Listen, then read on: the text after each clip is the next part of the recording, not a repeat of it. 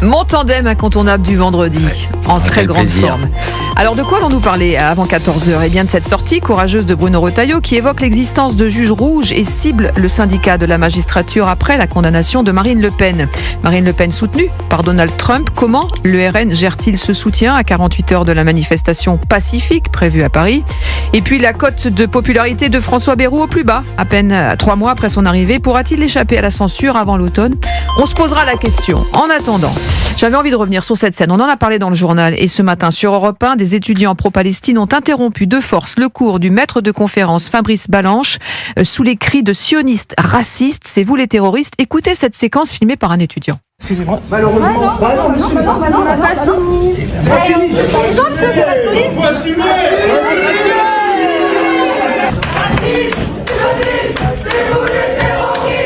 Voilà, sioniste, c'est vous les terroristes. Je rappelle que ce professeur s'était opposé à une soirée fêtant la fin du jeûne du Ramadan dans un amphithéâtre qui était occupé dans l'université depuis plus d'un mois par des étudiants qualifiés d'ultra-gauche.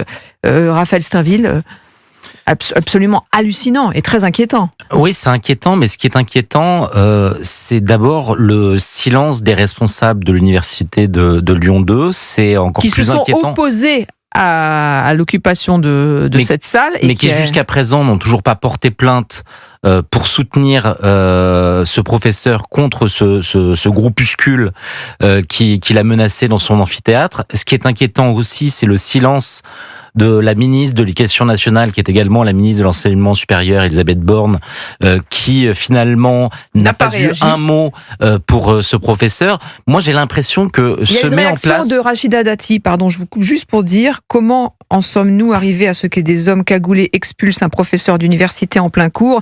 Exiger de force une salle pour une rupture du jeûne dans une université, c'est interdit. Cela n'a jamais été une demande de nos compatriotes musulmans qui sont pris en otage par ceux qui ne veulent plus de la République en France. Voilà ce que dit Rachida Dati. Oui, elle a raison, mais il faut aller plus loin parce que à travers le silence des responsables, de ceux qui ont en charge justement de pouvoir assurer la liberté de l'enseignement, à commencer par la ministre de l'Enseignement supérieur, moi j'y vois une soumission à cet islam radical qui s'impose, qui teste de plus en plus. Un jour c'est l'école, un jour c'est l'université, un jour c'est le sport, comme si finalement il s'était accoutumé à l'idée, un petit peu comme dans Soumission de Michel Houellebecq, à l'idée qu'un jour finalement on en viendra à appliquer les préceptes de l'islam. Finalement, j'ai l'impression qu'on assiste à l'émergence d'une classe politique charia compatible. Gilles-William Gonaldel, soumission.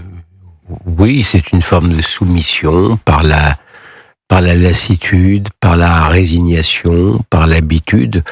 Je vous remercie d'en parler, mais je n'ai rien entendu sur l'audiovisuel de service public ce matin sur ce sujet pourtant très... Oui, ça a été relayé dans beaucoup de médias. Mais pas sur France Inter, pas sur France Info, je suis désolé de vous le dire. Or, c'est extrêmement grave. Et puis, on voit bien qu'ils sont dans une impression, à mon avis, tout à fait légitime d'impunité. La réalité, c'est que il y a 20 ans, les universités de Lyon, c'était le haut lieu de l'extrême droite révisionniste. Réellement. Et aujourd'hui, Lyon, mais pas seulement Lyon, c'est le haut lieu de l'islamisme, de l'extrême gauchisme et de l'antisémitisme. Et c'est une manifestation qui a été, une action qui a été dénoncée par le syndicat étudiant de droite uni. Ils estiment que l'université n'a pas vocation à devenir une mosquée et ils rappellent que cette salle était occupée depuis plusieurs semaines par ces étudiants et ils disaient qu'en fait c'était des gens qu'on peut qualifier d'islamo-gauchistes, disent-ils. Ils ont décidé d'organiser une rupture du jeûne pour attirer les étudiants musulmans puisque ça fait partie des cibles de cette association. C'est ce que dénoncent ces étudiants qui, eux, étaient en cours et voulaient que le cours continue. Oui, et Fabrice Balanche va même plus loin parce que ce n'est pas seulement une association islamo-gauchiste. Ce professeur qui a subi ces agissements, il y voit carrément l'agissement d'islamisme tout court. Alors avec l'aide, le renfort peut-être partiel et assez aveugle de quelques militants gauchistes, mais ce sont d'abord des barbus comme ce professeur a pu le dire. Eh bien justement, on va l'écouter, Fabrice Balanche. Il était l'invité d'Europe 1 et il raconte dans quelle ambiance ces cours se passent à Lyon et dénonce des revendications islamo-gauchistes. J'étais à moitié surpris parce que en fait, ça fait 2 ans qu'on a des mouvements pro-palestiniens qui se disent antisionistes, mais bon, la différence entre l'antisionisme et l'antisémitisme chez eux, c'est une feuille de papier à cigarette. Il y a une certaine complicité de certains enseignants à leur égard, qui les encouragent dans leur délire.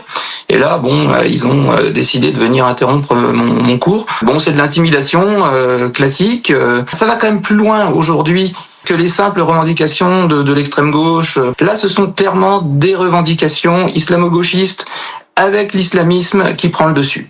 Et il affirme, Fabrice Balanche, qu'il avait également fait l'objet d'un signalement pour islamophobie pour des propos prononcés le 12 mars dans le cadre d'une conférence qu'il avait tenue où il intervenait sur les attentats islamistes. Gilles William Gonadel. Moi, je suis admiratif devant son courage, hein. Parce que être au milieu de ces gens-là, qui ne se caractérisent ni par la modération, ni par l'intelligence, je me sentirais pas en sécurité. Donc c'est formidable. C'est un héros à la fois ordinaire et extraordinaire.